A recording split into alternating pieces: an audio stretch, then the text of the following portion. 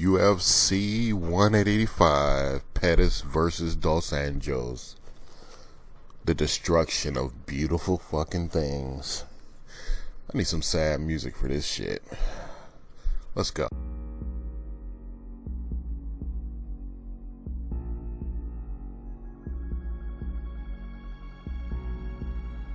So we got Pettis versus Dos Anjos, the main event. Pettis, Showtime, the man he put Benson Henderson on his ass with that crazy kick that's been shown so many times. Dos Anjos, he's an up-and-comer. He knocked the shit out of Benson Henderson in that last fight. I think it was one of the few times in the UFC because Pettis' kick came in WEC.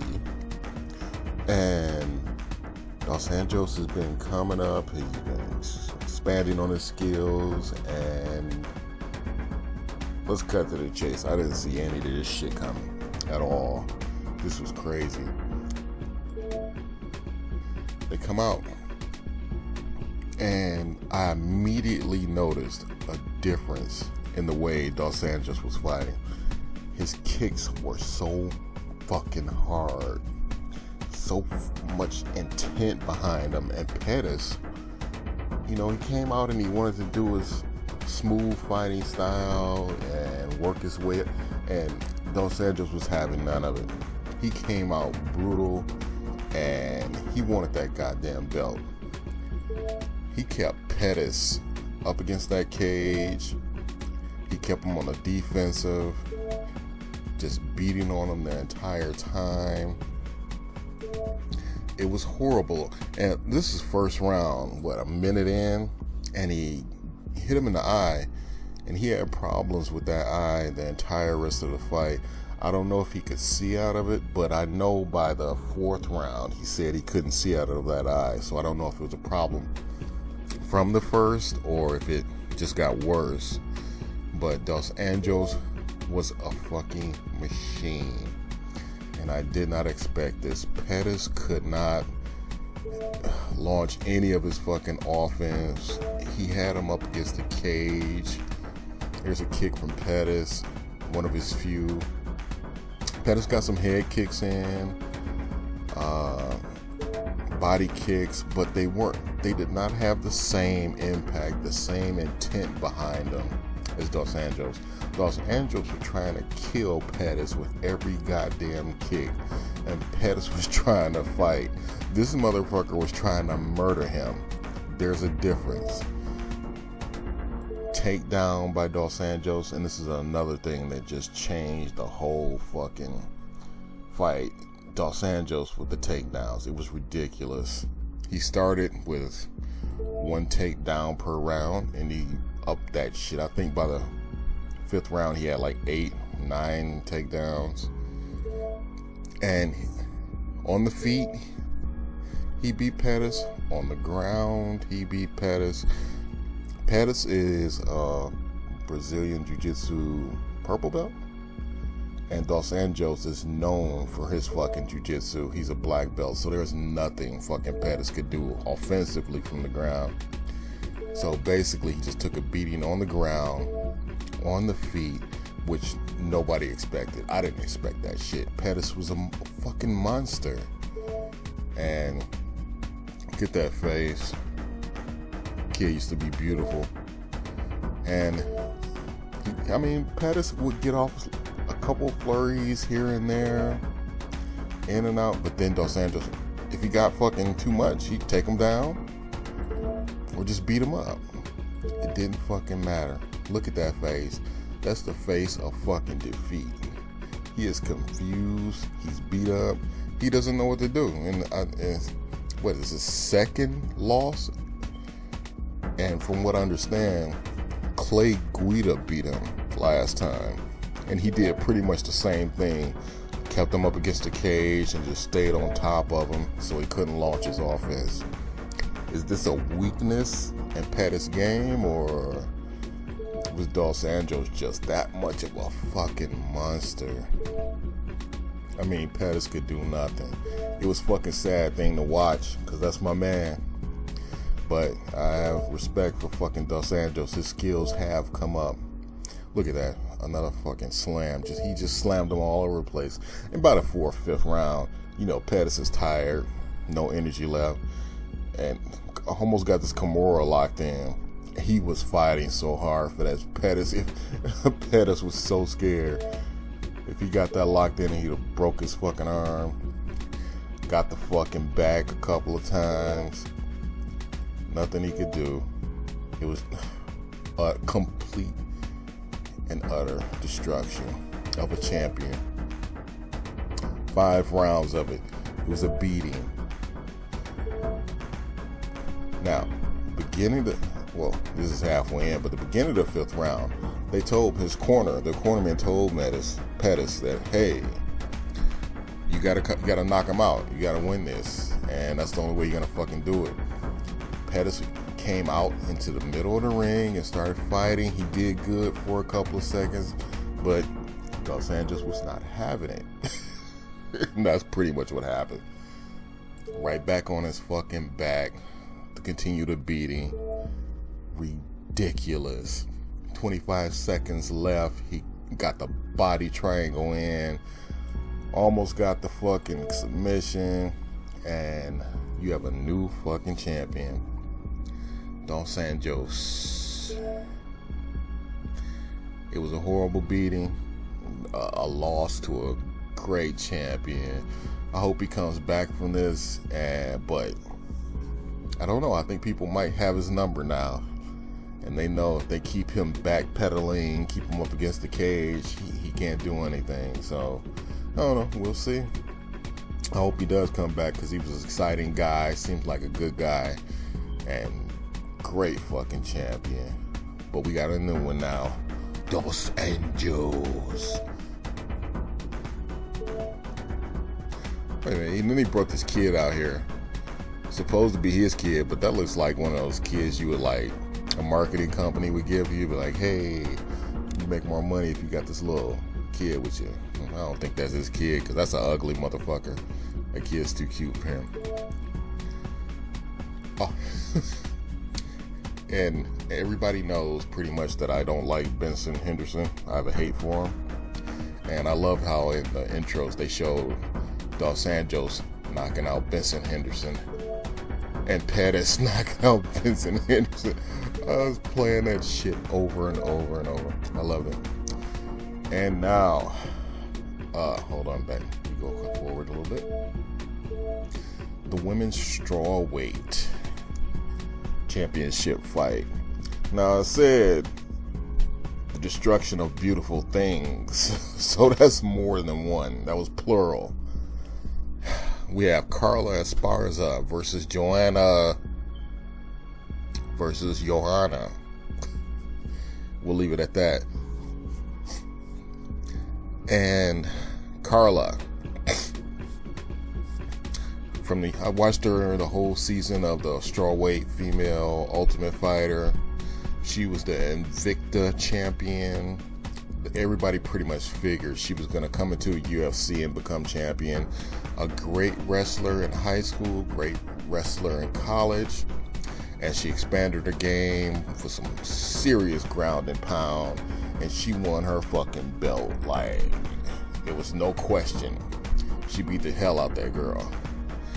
And she's cute. Joanna, Thai kickboxing champion. She fought in Thai kickboxing for 10 years. I believe she had 80 fights. Her hands are incredible. Her feet are incredible. And her takedown defense is insane. And she looks like fucking Gollum. Look at Carla, all tanned and sexy. And precious.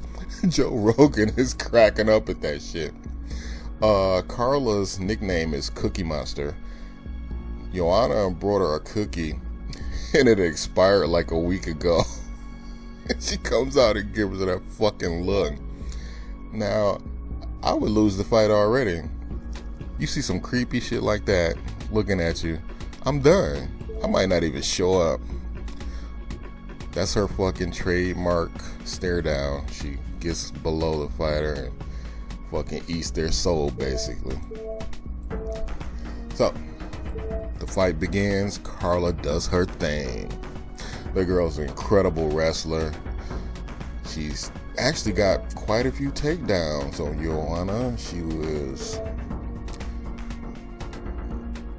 like basically a little Mexican pit bull, just all over her, taking her down pretty much at will, mauling her. She didn't get too many punches in while she was down. Every opportunity she got, she would just snatch her down because she knew this woman, Joanna, has 10 years of fucking Thai boxing experience. She's a champion at Thai boxing, so take her ass down and slam her around. That's what you do, beat her up on the ground. But if she does hit you, that's what happens to you. She hit her and she was like a cartoon character in a fucking Disney movie. You know how they hit the walls and they slide down? That's what she did to her. Her hands were so fucking fast. It was hard for me to get screen caps of this shit. That's another punch, but I couldn't catch it because I wasn't fast enough. It was ridiculous. She was just blasting the shit out of her all over the fucking ring. Carla would try takedown. She would try, but after a certain point, Carla was tired, and she was tired of getting hit in the fucking face. So she was pretty much just running and getting blasted.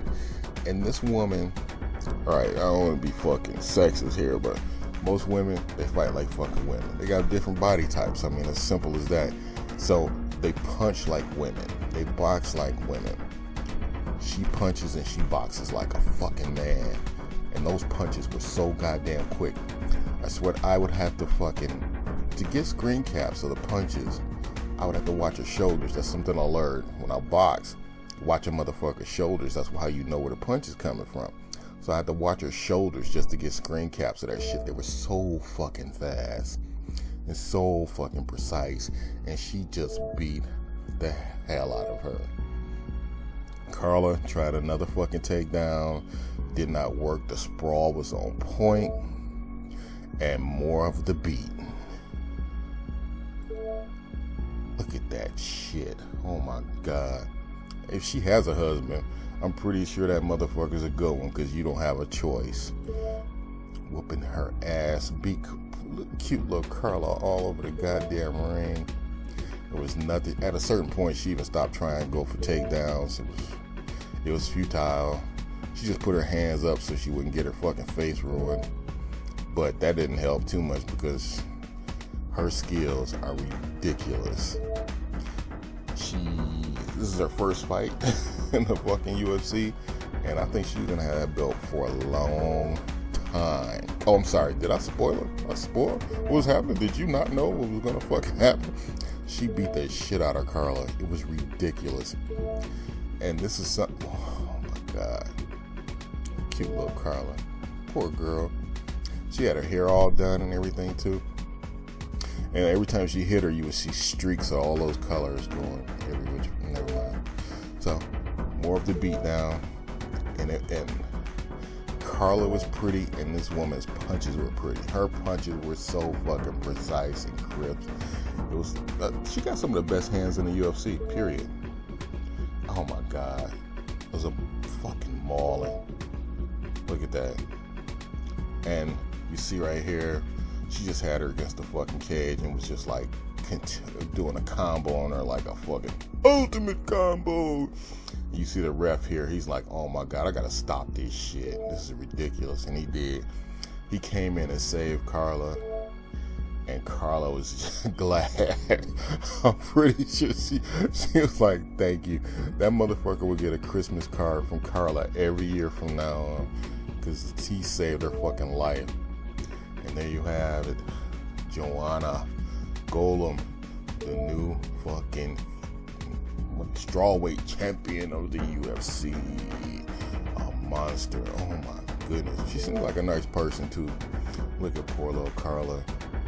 She used to be cute before this fight. And you got Dana over here. It's like, oh fuck me. How do I market Golem from Eastern Europe, Czech Republic, some fucking where? Carla was Mexican, she was cute, it was easy. Nah, I got this. Fuck me, fuck my life. FML. And then you have Big Country Roy Nelson versus Alistair Overeem. Big Country Roy Nelson coming off of his first knockout. He's a good fighter. Great fucking right hand, will knock your ass into fucking next week.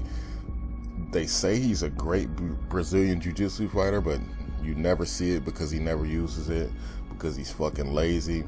He wants to just come in and knock you out with one punch. Alistair Overeem, he came in like he was the fucking it guy of the UFC. They signed that contract, he was supposed to be, man. He came in, he beat up a fucking wounded, untrained fucking Brock Lesnar and thought he was the shit, and has been getting his ass beat ever since. He did get a win in his last fight. He needed it because I'm pretty sure they were going to drop his ass if he didn't get it. He's arrogant. He was on steroids. He had to get off the steroids. Got his ass beat ever since after getting off of steroids. But now this is his comeback.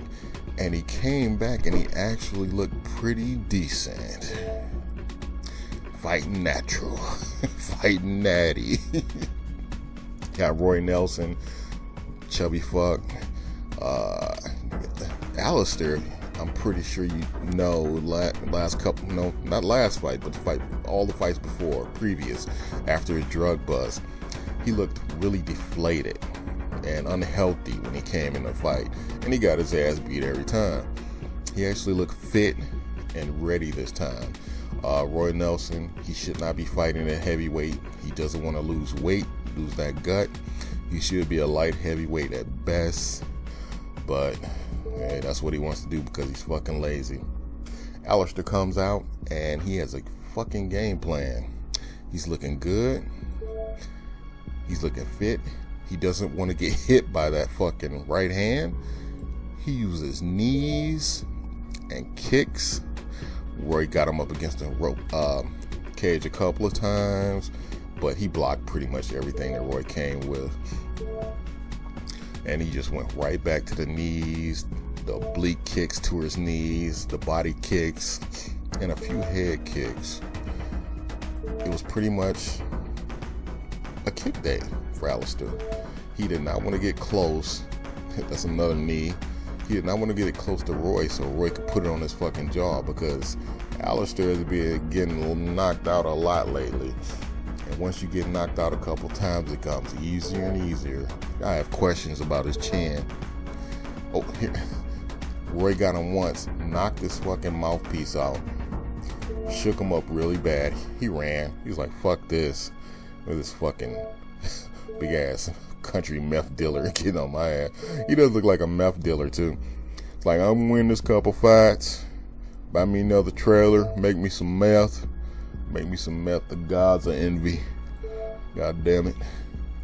So, like, look at that. More of, he lets Roy get, he's just basically biding time and pacing himself.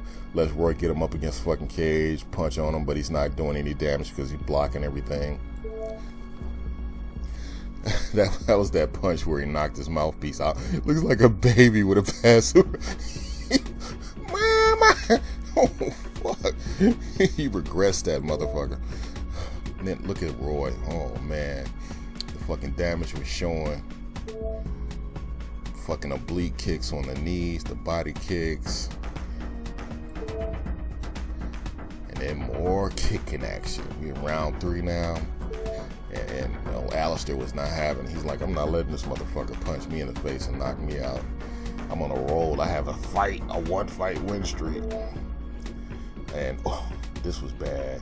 Overeem gave a knee to the nuts to Roy, and it was just like, oh, look at that perfect shot right in the nuts. But Roy, being the fucking asshole mountain man that he is, he took like 30 seconds, like, I'm alright, fuck that, I'm alright. But then he came back and actually fucking gave Alistair a punch and fucking shook him up pretty bad. Every time Roy connected with Alistair, Alistair was hurt. That fucking chin is gone. So Alistair recovering up against the fucking ring. A head kick by Alistair. Oh my goodness. Roy was shook up. He was barely standing after that, but Alistair didn't capitalize on it and take him out. He did try another head kick, partially blocked, and then this Roy's third punch and a knockdown. Every time Roy hit Alistair, Alistair was shook up. But it's like 24 seconds left, and Alistair was not losing at this point. He's like, fuck this. He fucking weathered the storm and got the fucking win. Roy should lose weight, drop down to light heavyweight. Alistair, if he fights somebody good, is just gonna get knocked the fuck out. Oh yeah, Johnny Hendricks versus Matt Brown. Johnny Hendricks lost the belt to Robbie Lawler in a decision in the last fight. He wanted to fight again. You get Matt Brown. Matt Brown is a psychopath. Robbie Lawler is a psychopath. This was pretty much a fight Johnny Hendricks wanted, I think, because he wanted to fight someone that was pretty much like Robbie Lawler. And there you go, right there, Matt Brown. Matt Brown, they come out swinging and banging. Good fucking fight. But Hendricks, wrestler. Great fucking wrestler. Matt Brown, no fucking... I thought he was going to take him down this time, but he didn't. But it was just a matter of time. He got him on his ass again. Matt Brown has the better hands, the better techniques. Johnny was more powerful, but his kicks look like baby kicks. He should never kick. His kicks are horrible. But he has power in those fucking hands. It's ridiculous. Matt Brown has technique, the Thai boxing and all that.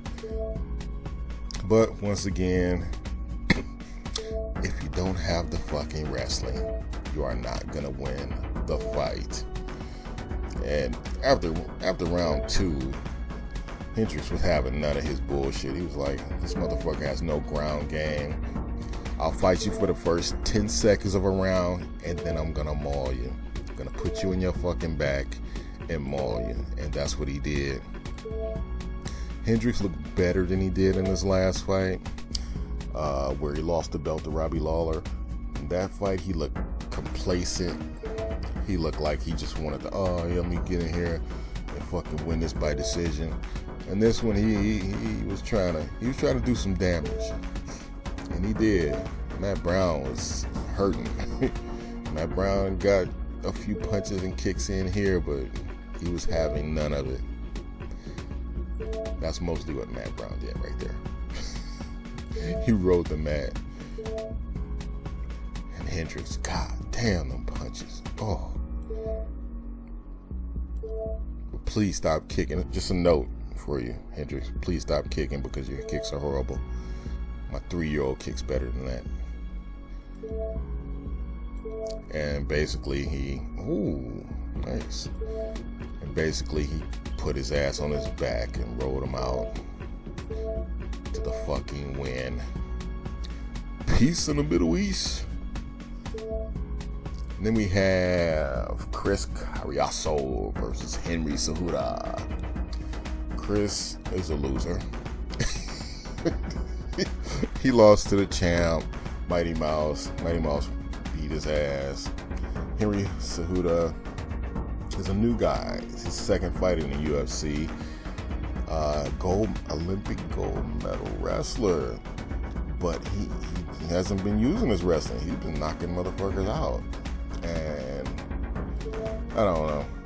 Let's put on some light music for this because all these guys look like Look like Toy Story characters. They have the big heads and little bodies.